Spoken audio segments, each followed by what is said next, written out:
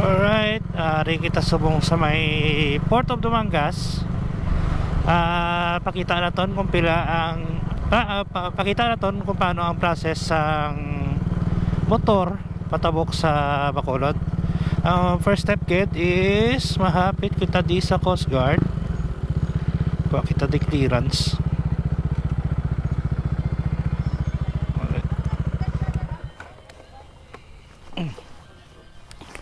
Ready nyo lang inyong RCR.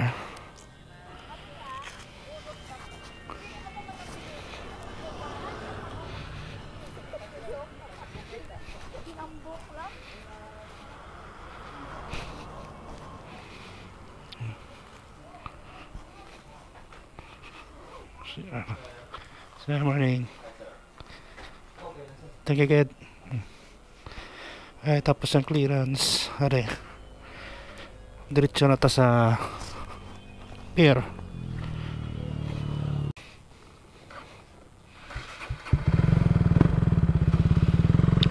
Okay. Next step. Nakuha mo ng clearance mo sa Coast Guard. Sulod na ta sa pier. Ang Coast Guard yun ay nakalocate sa sagwa sang pier. Nakita nyo to before ka mo magsulod sa pantalan. Tapos ari na to sa pier.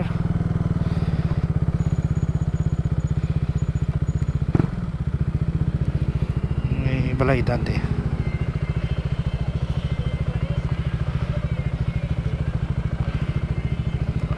Dosi.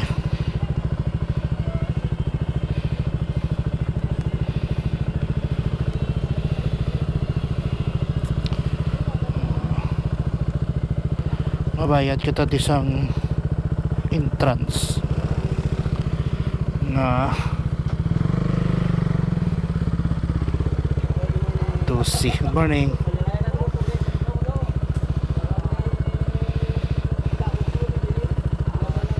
$12.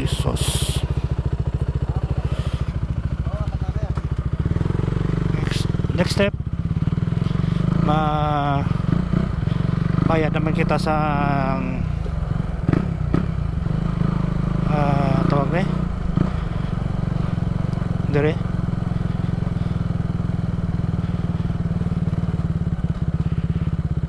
Alright, so piradang brighta nila.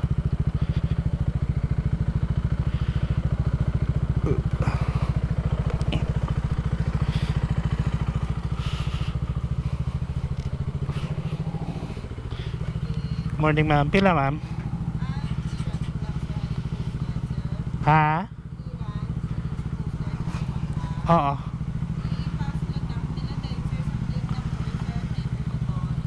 Plate number. Okay, sa clearance. Okay, suratan sang plate number sa clearance.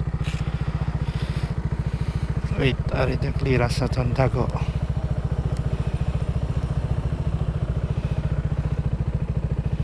Plate number.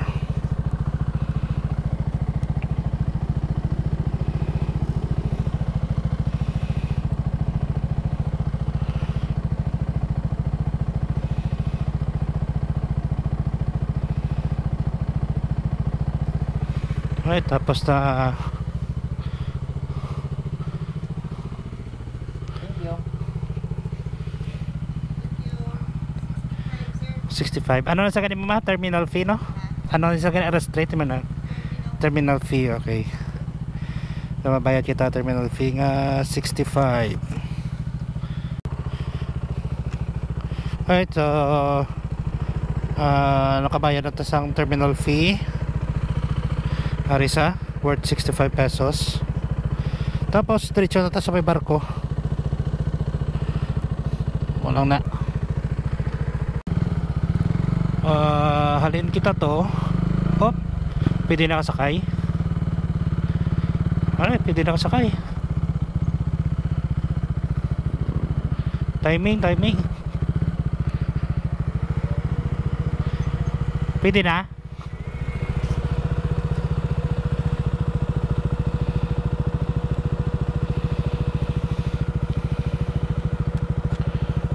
Thanks.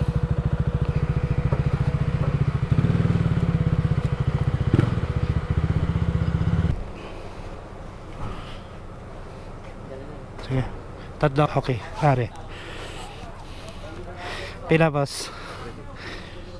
350.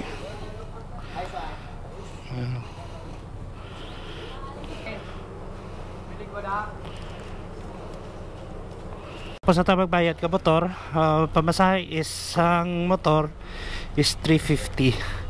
Sa buong pasaka at ito sa babaw. Kita kay Bacolod.